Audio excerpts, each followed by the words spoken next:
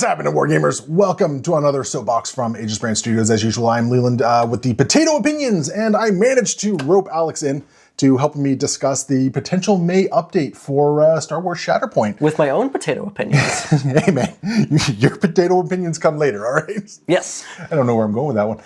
So anyway, we're just gonna share some thoughts. We know some characters are getting updated because there's obviously been like the podcast circuit and all that sort of stuff. So there's just gonna be a quick one because we've had this discussion time and time again, and I figure, why not share it with people? Yeah, why not film us soapboxing about this? Yeah, we're gonna create evidence of why we are wrong and bad at this game. So there we go. So we're going to talk about all that. But remember, guys, as always, if you like this sort of content, like, comment, subscribe, all that sort of stuff. If you want to support the channel monetarily, there's Patreon, there's YouTube memberships, all that sort of stuff. I should be good at this by now with how often I've done it. Or, even code AegisBrand at iwargame.net. And of course, if you're watching this between April 28th and May 12th of 2025, be sure to go check out the giveaway video where you can potentially win one of this, which is the convention exclusive, or one of this, which is the Inhuman Royal Court. So you can go check out that video and potentially win it. So with that said, we know the May update is coming. Yeah. So you being the guest, I'm going to give you first dibs. Let's go with 3 units, and we'll do it back and forth. Okay. Let's do unit you want improved, unit you want brought down, and then a unit you want improved. Unit I want brought down. So I'm going to jump right out in front of it. I'm going to say this as a person who loves this faction, who loves this squad. Clearly the clones are too good. Please make me feel better about playing Gideon Hask by bringing him down. He's just a little too efficient in literally every way possible. Yeah. And I think that he does need to get brought down in a number of ways. We've discussed off camera quite a few ways that we could bring him down, and honestly, the more I see him just dominating. And multiple of those fixes should be applied to him. Yeah, and I think you're right, because I think once you hit a point where somebody feels bad about playing a unit on the table, and I've seen this discussion mirrored online as well, where people will actually say like they love playing Empire, they love doing all this, but there's almost a certain stigma of you show up to like your local game night and it's like, well, I'm going to throw down Inferno Squad and now I'm that guy. Yeah, right? I always think back to the first game. This is a little peek behind the scenes. The first game you got Inferno Squad. It was Inferno Squad and I think General Han at the same time. And you asked me which one I wanted to play. And I was like, I super want to play Inferno Squad because I really liked their I think story. You kicked my teeth and really. And then I completely destroyed you, and we both felt bad that entire game. oh my! So it was. I wanted to play them because I enjoyed those characters from Star Wars, and playing them just feels like I'm like being a sweaty a-hole. And I always like giving you first pick, especially with Empire stuff comes out. But yeah, so I mean, as far as Hask goes, we've discussed off camera before. His pseudo identity is really powerful. It probably could use some adjustment there. Changing the range restriction, changing the restriction to mean that they have to be wounded or non-wounded, or something like that. Making it a reactive so that it shares some trigger timings, because we've got the the Death Trooper. Yeah, because now we have some coordinated fires and supporting fires. Yes, and coming in as well, right? Like currently, rules as written, if you've got the Krennic Death Troopers coming out, you could get a Hask trigger and the supporting fire dash, which is wild. It's a lot. Yeah. That's insane amounts of value. Yeah. So making it a reactive, I think, is a really, really strong way to make that still a powerful ability, but just something a little bit more in line. Yeah. No, I love that. I think that's great right there, and I think that's a very easy first pick for stuff that can happen. On my end, like I don't think there's a lot of characters that really need to be toned down, and this one might be going a little deep back, especially considering we know some year one characters are being beefed up a little bit. But all that being said, I would still like to see a little bit of a change on what happens with Jango's not so fast. Yes, that is definitely a feels bad mechanic. I think it's one of those things, like we obviously don't see Jango a lot these days because we don't see a lot of separatists on the table, right? But a not so fast activation that not only does some damage to you, but can potentially end an activation. I would just like to see a simple change to that, and maybe even do a simple change for whenever not whenever anyone is, but a simple change that basically says like not so fast, just top deck the next card. Yeah. Or something this like is that. Rather than a denial of your entire turn, a denial of that character's turn. Yeah. And because right now there's actually a battle report where we did where I had Luke and you had Jango right next to him, and Luke woke up and I wasn't able to do my tactics jump. Yep. I had to, or no, what it was is I had to resolve something, but if he jumped, he takes the strain damage and dies. Yep. Or you not so fast, and you probably do the 2 damage that needed to be done and it was just a rock and a hard place, terrible experience. Yeah, so that's something I would like to see changed a little bit, because that could also have a rolling effect on future game decisions as well, right? For sure. Something along those lines. So yeah, what's a character or a character or unit you'd like to see boosted up? Greef Karga. Okay, let's hear it. I think that he's playing a very necessary role, which is kind of a supporting character, but I think he just feels bad to activate with. Okay. And I think that, you know, he's got it's just kind of a numbers change for me. I think his damage or condition output is a little too low. I think he also only throws like 5 dice. Yeah. It's not, he doesn't feel great to activate with. He has a lot of really cool setup things and really interesting abilities that kind of happen once or twice throughout the game, and then they're done. And you kind of feel like you've got this weird back point objective sitter who puts out a condition when he attacks someone. I wouldn't mind if they maybe upped his shooting a little bit, like give him 1 more attack die on his shooting, and maybe throw like a dash into his expertise tree or something like that. For sure. Just give him a little bit of extra movement, because I hear what you're saying. Like, he always kind of feels like he's left behind. Yeah. Yeah. So yeah, okay. I don't think he needs a ton of stuff, but he just feels underwhelming. Yeah, no, that's very fair. I think one that I would like to see a small update with, and I think a lot of people are probably with me on this one, is Aurra Sing. Yeah. Aurra Sing is one of those characters where I see what they were going with on her. They put her 5 points because she can potentially get a second attack out there, but it just feels like the way her play pattern works, she's never really able to leverage that other attack. She's never really able to leverage any of the support stuff that goes on around her. And for a sniper character, she just always feels like she comes in a little shy. Yep. So I'd love to see her be able to put a little bit more damage out and make her second attack feel a little bit more dangerous, absolutely, as it were, especially considering she's a sniper and everything like that. To make her feel like she's five points worth. She doesn't feel like it right now. No, she absolutely does not feel like 5 points at the moment. So just a little bit of support. I'm fine with her being a glass cannon, right? Like if they there's nothing wrong with that. Yeah, if they want to make her easier to take down, I'm cool with that. But right now, she doesn't really take anyone down herself. Yeah. So I'd like to see Aurra Sing improve, because I think that would also give the bounty hunter frame in Cad's era, in the Republic era, just a little bit more teeth. Yeah. Which would be really kind of nice. Which I think they kind of need. Yeah. So that'd be my first one I want updated. So another character you maybe would like to see toned down a tiny little bit. I am going to continue stealing your bit and continue on my bit of the ISFs. Okay. Yeah. They do a lot of damage. They are for very little investment. They're one of 4 support units in the game that can do 8 damage, yes, if I'm remembering correctly. And that is a fine thing to be, but when you look at the competition for things like that, they are so much less effective at doing that, and they aren't packaged in a box with a dude who gives them a free success. Yeah. Like when you look at the other guys who can do it, the one that comes to mind, I think the Commandos, the Clone Commandos are one that can do it, but they work a lot harder to hit that and full these tree. guys have, believe they have Sharpshooter. Sharpshooter 1, I believe, yeah. So they're even more effective at rolling extra dice. And they have a way of moving and getting that focus on top of it with covert operations and everything like that. They're so phenomenally efficient at just pumping out that damage. The fact that they can't shove is a downside. Yeah. But there's a certain point where you don't really care. There's a certain point where you just go, I'm going to kill that guy. When they're dead, it doesn't matter. Yeah. Right? When they're dead. So I think that they might need their damage toned down just a little. Or if you still want them to be one of the ones who does the 8 damage, kind of backload it the way that you see with other things like the Elite Troopers. Or the 212th, where it's like 4 damage on the last part of the tree, right? Yeah. Move that damage further down the tree. Yeah, like they still full tree more often than I'd like. But yeah, if you... That may just be us and our stupid dice sometimes. I don't know what's going on. The math online says, oh yeah, you should average 2 or 3 successes. You just throw down a pile of dice like, yeah, so all full tree. Yeah, just full tree. Isn't that like the 5th time? Simply full tree, man. Like, I don't know what y'all are doing. There we go. It's a skill 3 issue. Successes, yeah. It's a skill issue, exactly. I think you're absolutely right. Like just a small nudge, and I like the idea of backloading their offensive damage. I like that. I'm gonna go with the Dark Troopers. Hey, look at this. We're hitting all the popular internet points here. Yeah. I'm going to go with the Dark Troopers, and because right now the Dark Troopers are just obnoxiously good.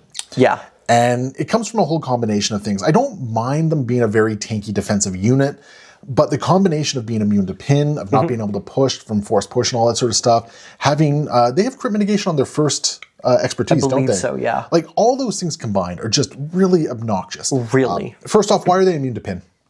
They do not need to be immune to pin. And if not immune to pin, why are they immune to pushes? I would take away at least one of those things. I'm with you there, and I'm actually leaning towards the immune to pushes, partially because I think that, especially for a newer player, that language is so confusing. It can be. I mean, we're experienced players, and we had to look at that a couple of times. Yeah, right? The immune to push but not shove is such a weird distinction. Yep. Yeah, I remember when that unit first came out, we were having a discussion at the LGS, and we were basically saying, it's like, we need to see what the language on shoves from combat trees are. Yeah. Because we weren't sure if it was the same language. Thankfully, you can still shove them. You can still shove them, but it's a weird language And thing. you know what? If you want to get lore into it, we watched the end of The Mandalorian Season 2. Sorry, your spoilers if you haven't watched it. We actually get to see a great scene where Luke just friggin' yeets a Dark Trooper away with the Force. Yeah. So we know they can be pushed. That's why you can, well, yeah. I would also like to see their crit mitigation on one go away. I think that's very fair. Yeah.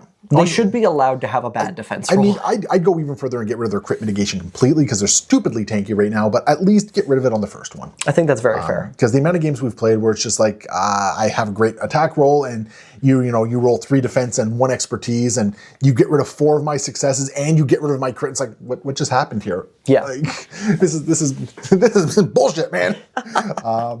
Yeah, so the Dark Trooper I think needs to be toned down. Yeah. So moving back to characters to be updated. Who would you like to see get a small bit of love? I mean, I can't just say the 501st, can I? I mean, because the clones are all getting. I think that's the center bingo square. That's the center bingo square. Free spot is the 501st. Everyone gets the 501st. Yeah, exactly. So if not the 501st, someone that I haven't seen in a while is Asajj. Oh yes. Yeah, she's on my short list as well. Yeah, Asajj I feel would be phenomenal to just tweak her a little bit. She doesn't feel like the super effective assassin that she's supposed to be. The force expenditure on how much she needs to do for her jumps is just a little too tight. She's force hungry. She's very hungry. Two power for jumps and then 2 power for a force push. Yep. As well. I think she has a force push. No, maybe she doesn't. I can't remember off the top of my head now. We'll have the card on the screen, probably. The card will be on the screen, but I mean, if we're going to have this discussion, I'm just going to pull it up while we're talking about it. Which is also a great point about how, like, we haven't seen her for so long. She's one of the original characters for this game, and we don't even remember what her card does because we haven't seen her in that long. Yeah, she does have a force push. Yes. So she spends so much force, and she technically has the way to get it back, but because her damage output isn't that strong, she's not getting that force back. Well, she has to take out a primary for the force, right? And she almost exclusively needs that primary to be teed up for her.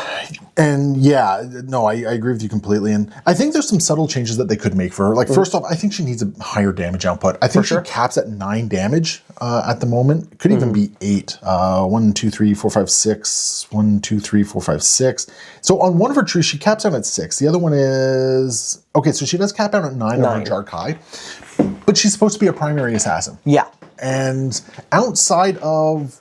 Well, most primaries have 9 or more. So you're asking them to basically full tree. Yes. Right? And our dice notwithstanding, full trees aren't that, reliable. No, she can't full tree.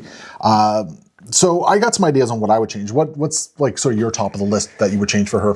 I think the top of the list is she needs a little bit more movement for getting into a fight. Oh, give her more movement. Well, she has it, but she wants to spend so much force to do it. It's funny because she does have movement on Slip Away, and then she does have movement on Sith Assassin, where if she takes down a secondary or a support, if she takes down a secondary, she can advance or jump. But yeah, I would love, if you really want her to be the teed up, someone's wounded, I'm going to now come in. I would love to give her, what's the ability Rex has? Which one? The one that after a clone shoots... Oh, I'm always first kid. I'd love to give her I'm always first kid. For something similar. For Separatist or Dathomir? Yeah. If you want her to be, someone is teed up and now she comes in to kill them, lean into that. She gets to do a dash and a 5-die attack or something like that. So I was thinking something very similar, but I was thinking more along the lines of what Hask currently does. When you take Hask down, he can do a dash up and punch you in the face. Okay. Because I think that would actually be a really nice thing for Asajj as well. Maybe a crackback on death. Get rid of Riposte and put in an ability to dash up that's very and fair. punch back. Because at least then it feels like she's putting a little bit more damage in there. Aside from that, like, yeah, she needs higher damage output. Yeah. I'd love to see her damage output go up to 10, potentially. For sure. I think at least 10. I think she can, on her offensive side, can definitely full tree with maybe even 11 damage. And I think that that's fine. I think 11 might be pushing it a bit on that front, but... Maybe add another pip to the end of it to make it harder to get to 11 damage, but I wouldn't hate it. Or even just fix her expertise, because right now in Jarkai, 1 to 3 is a crit and a strike. And that at 3, that feels terrible. Yeah, that feels really bad. And then 4 is like 2 crits and strike, and then there's a 5+ expertise, which is... Yeah, 5+ expertise I don't love as like a design space. And here's the thing, if you're rolling 5+ expertise and getting 2 crits and 2 strikes, odds are good that those 2 strikes you just got are getting blocked. Oh, absolutely. Right? So, yeah. If you're getting 5 expertise, you should be doing something crazy with it. Yeah, so yeah, just some changes to that. I'd also like to see a change to Sith Assassin where it works more like Ahsoka's Fulcrum, where it's you get a force back just in general when she takes somebody down. Yeah. And then if it's a primary, secondary, you get extra stuff on top of that. I think that also fixes a lot of my issues with her force expenditure. Yeah, because that's a big thing. She's very force hungry. So yeah, it's a good pick. I'm very happy to see Asajj maybe get a little bit of an update on that. For me, I would also like to see Luke. Return of the Jedi. Oh, absolutely. I think Luke is one of those characters that, on paper, he looks really good. He's got a lot of really cool abilities. You know, he's got that jump and force for his tactics ability. He has the ability to displace a guy with, you can either profit by this or be destroyed. Because who wants to take a 5-die attack from Luke in the face, right? Where he can cap out, like, he can get like 6 or 7 damage and 3 successes. Oh, it's so bad. I think it's 6. So yeah, Luke has some really cool stuff. But right now, he is a rock alone. Yes. Right? He doesn't do anything to help the rest of his team, which feels very weird because Luke is always like rah the team type deal. So it feels weird that he doesn't move anyone. It feels weird that he doesn't give anyone else some sort of advantage. Like, I think he would also be a prime candidate for a similar ability to what Mace has for his identity. Where like allied characters within range 5, you know, maybe gets an expertise or something like that. He just needs a little something to support the team. Yeah. And I think that's the big thing there. So I'm a little bit more nebulous on what exactly that would be, whether it be some movement, because the Rebels already have a lot of characters that can move some stuff, but it makes it very hard to justify Luke when he's competing against characters like Cassian Andor or I was about to call him Pedro Cantor, wrong game, Kanan, right? Or Hera, which is like, Hera's an amazing support once you kind of get the flow for, or Princess Leia, charming to the last. There you go. Yeah, there we go. I'm getting tongue-tied here. There's all these other great primaries out there that unfortunately Luke, who for the longest time was the poster boy of Star Wars, he just doesn't cut the mustard. He's unfortunately feeling like he's been left behind, and I think just a subtle little nudge gets him exactly where he needs to be. And I don't think he needs to do more damage. I don't even think he needs to like make his additional attack a little bit better. I just think he needs something to help the team out. Yeah, a little bit there. So that's my pick number 2 for updates would be Luke. So yeah. So final pick for someone who needs to be brought down a smidge. Can we keep it going and get a third Empire in here? Oh, I'm thinking. Who in the Empire do I hate the most? Someone who I think actually might need to get brought down just a little bit, just a tad, is Vader 1 still. I'm still railing on the Vader 1 train. All right, I might push back on You can push back on that one, and I'm willing to hear counter arguments. Okay, so what exactly about Vader 1 is? I don't like that he is Republic.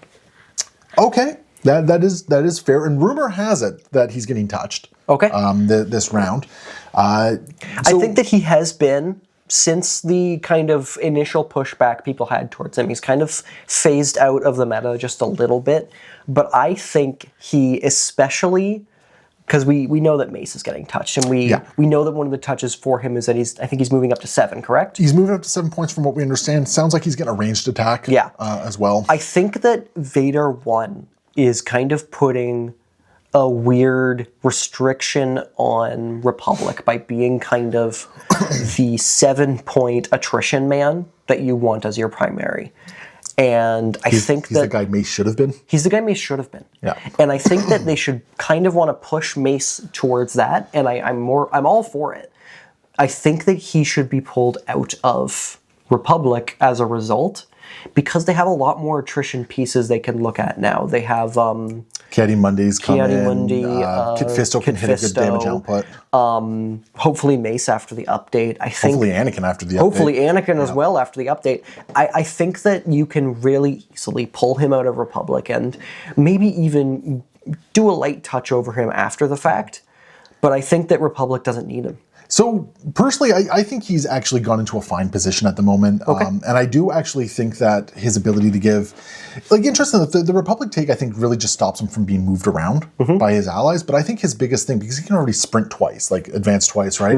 I think the biggest thing he's bringing to the table is his extra dice to attacks. And I think Republic still really likes that. They still really enjoy that. And that's tag agnostic. You don't have to be Republic for that, right?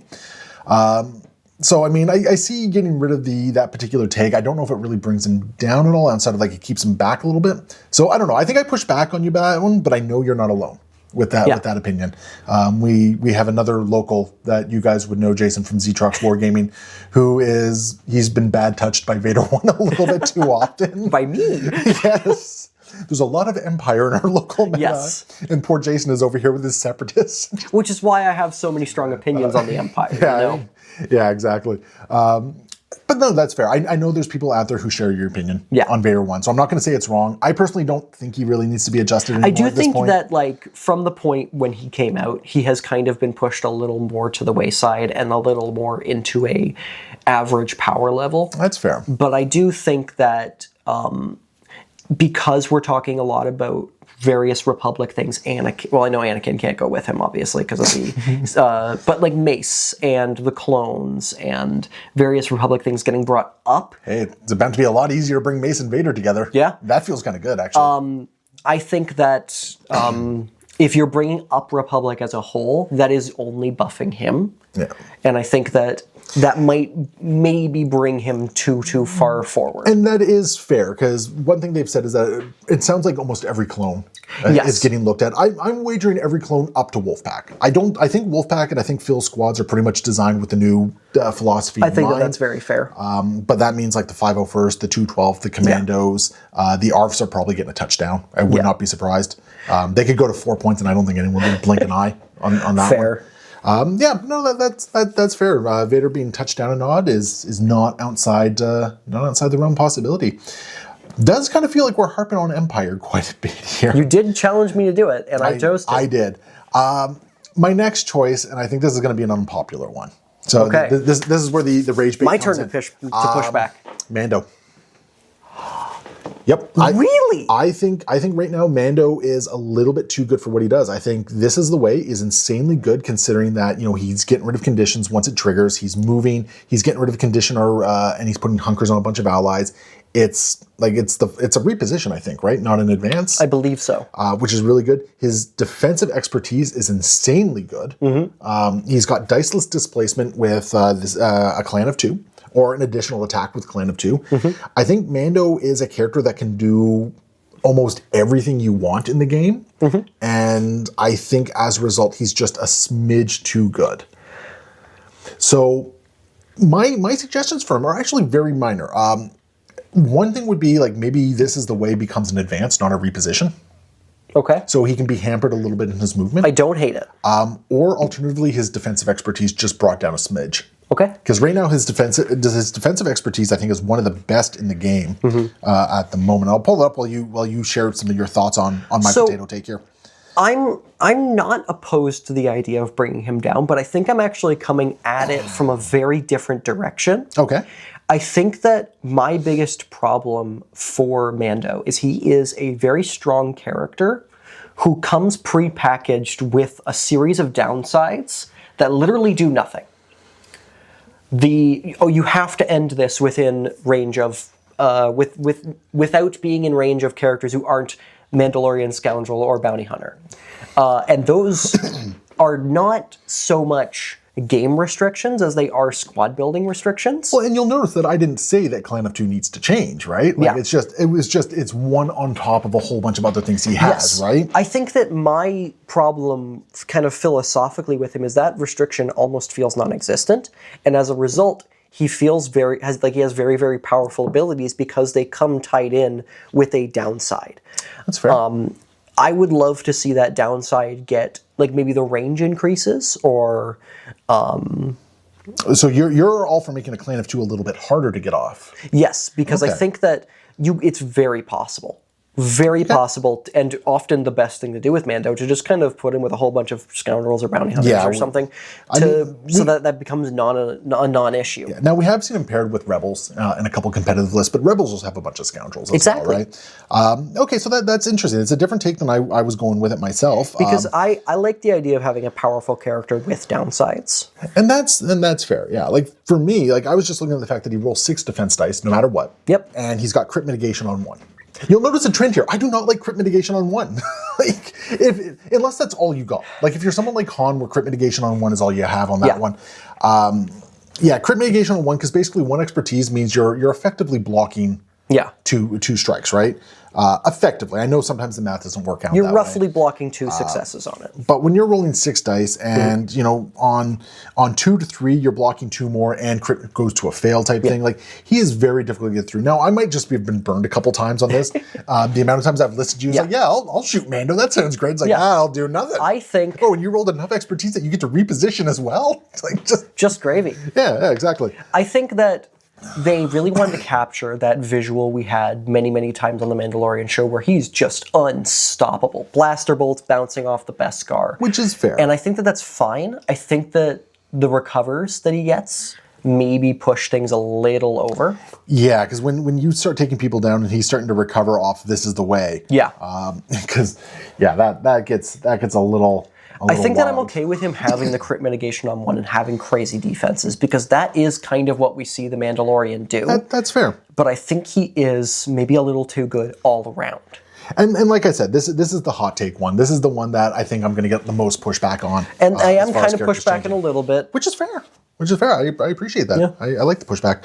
Yeah, so there we go. Share your comments on Mando. Yeah, tell us how much you love Mando. Exactly. Okay, so last character for upgrade.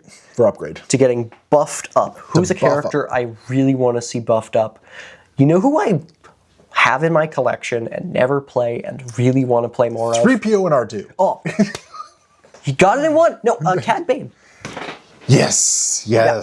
Okay. Yeah. And honestly, I've got 2 things that I really want to see bumped up on Cad Bane. All right, let's hear it. One is a very easy mechanical one. He's got that easily shut down ability to take those extra shots. Oh, where he can either put in 2 extra damage or he can do a jump. Yeah. Yeah. I need him to be able to get that a little easier. Yes. To be able to get out of engagements, to be able to take his better advantage of his kit. Yeah. Yeah, no, it's very easy to shut that down as we've experienced many, many times. The second he gets engaged, it's like, okay. Now, granted, with Shaak Ti, it's a little bit easier to move him now. Yep. Because you have another character who can move mercenaries, but which is definitely something, and in the world where Aurra Sing is the way that she is, that's a great 5-pointer to put under him. Yeah. Oh, yeah. Or a hoot? No, Shaak Ti goes with Cad. Yeah, Shaak Ti. Shaak Ti with Cad. And then my other thing, which is a very easy change. There's just a little symbol up in the top right of his card. Ah, there we go. That says that he's only Clone Wars, and what? No. Oh man, the amount of characters that I feel like they can push into Reign of the Empire, because let's be honest, they're not getting rid of that era. There's a lot of characters I feel they could push into that era that just make things more interesting. Not even just put him all the way. Every era. He goes everywhere. I'm all for that too. Yeah, just him and Hondo. Give him more eras.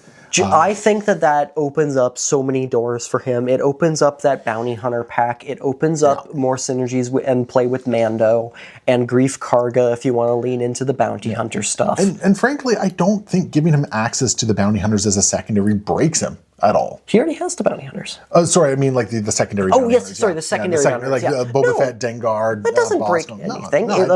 It brings those models up in terms of play, but like he's not crazy. No. Even if you make his ability to get out of engagement better, I still don't think he's going to be wildly powerful.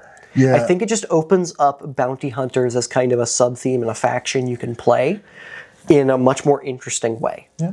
See, for me, I would have tried to figure out a way to give him just an extra little bit of movement to potentially get out of engagement.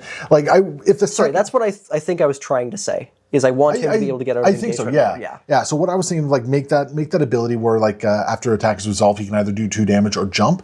I would actually say, like, the jump is just something he can do. Absolutely. Like, you can choose either one, but make it so the jump doesn't care if he's engaged or not. Yes. So that way he's always getting at least something, right? Absolutely. And then he can maybe tee up for another attack or something like that. That's what I would like to see with Cad. But I agree with you. Like, he gets locked down.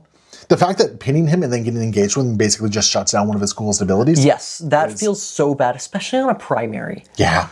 When you can be shut down as a primary by one of the most common conditions in the game, and a character who likes melee.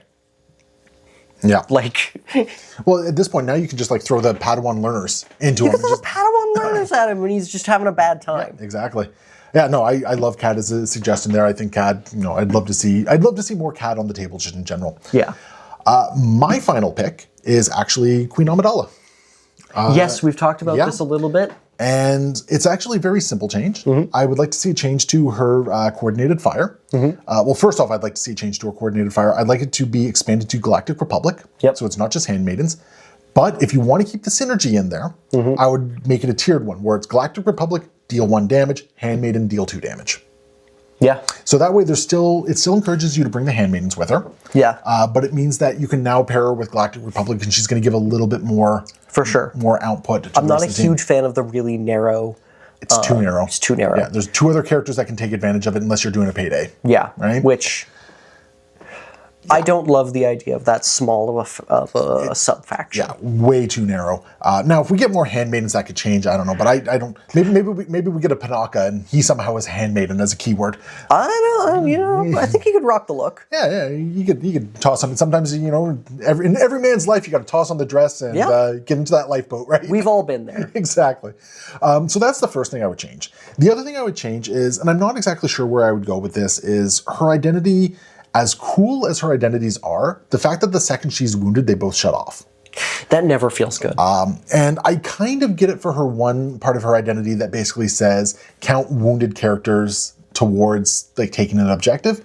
That one feels really good, but to really take advantage of it, she needs to be contesting the point. Yeah. Those guys need to be contesting the point. And if she's down, it doesn't matter at all. Exactly. Right? So I would like to see a small change there. I don't exactly know what it would change, but just maybe make it so if she's not wounded. That way, if you have 2 handmaidens on the point that she's on, well, they still count as controlling it, right? And then the other one being, like, if she's not wounded, what is it? I think it's like an extra attack die that Galactic Republic gets to roll. I believe so. It's been a while since we've seen her on the table here. I'm just looking it up here. So it is characters within 4 add 1 to their attack rolls. Yeah. So it's like Hask's ability, but balanced. But worse, because it's still range 4 and everything like that. Yeah. I'd like to see, again, that change to get rid of the wounded part. Make it so even if she's wounded, you can still get that extra attack die. I think that's entirely fair, especially on that half of the identity. And I think if you do that, I think Queen Amidala becomes a really cool character that you see a lot more play with. Yeah. But right now, she's very, very beholden to playing within that handmaiden sphere. And unfortunately, the handmaidens are all right. They're fine. At best. Sabe has some interesting play, but again, she's all right. Yeah. Right? I don't think Sabe is amazing or anything like that. Mostly because of the way the bodyguard mechanics work in this game, where you're not always either forcing somebody to like attack the handmaidens because they're engaged with them, or like the extra bit of cover if you're within 2 of a primary and secondary. I like those abilities, but it's very narrow, right? So that's my 3. And then as we said, the bingo center square is clones. 501st clones. All the clones. Well, there's also the other middle square for me personally, which is Guarm. Change Weequay to Scoundrel, and he's fine. Just control F the word Weequay and make it Scoundrel. And I think you fixed his whole box. And I think Guarm becomes a lot more playable at that point, which is really cool. Because right now, he tees off of Weequay way too much. And Weequay is even more narrow than it's just Handmaiden. Oh yeah, you're right, because Hondo is still a weak way. So there's 3 weak ways to 2 handmaidens. Yep. There we go. Sorry, it's slightly less narrow than Slightly less narrow. So yeah.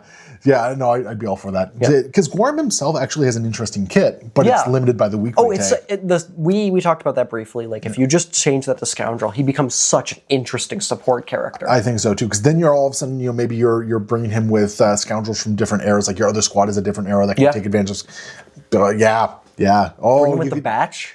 Put him with Lando. Put him with Lando. Now he's also an Empire Scoundrel. I love it. So that's a good one there. And then just some general things. I mean, clones, put them up. Clones go up. Yeah, give them some more stamina across the board. Give them slightly better defensive expertise, maybe. Absolutely. And give the 501st an attack tree worth actually talking about. I think bottom up on the 501st. Start from scratch. Yeah, just they need something. Yeah, so there we go. That was some good thoughts there. I enjoyed it, and obviously we're going to see what May brings for this because we have no idea when this update is going out. Like tomorrow, right? Yeah, I got to get this video out fast. Oh boy. Which actually I'm going to plan on getting this video out for the Thursday, the May 1st. So hopefully not even saving it for May the 4th? No, because that's when they might be updating. That's when they're coming out.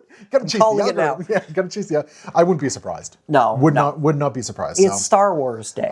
So there we go. We can just generate some rage and hate and all that sort of stuff. So Alex, thanks so much for joining me in this discussion. Thank you for having me. We always had this discussion off camera, so having it on camera was kind of nice this time around. Finally, you can record me with my terrible opinions. Hey man, they're just as bad as mine sometimes. Yeah, they match. Yeah, so it's almost like we talk to each other about this.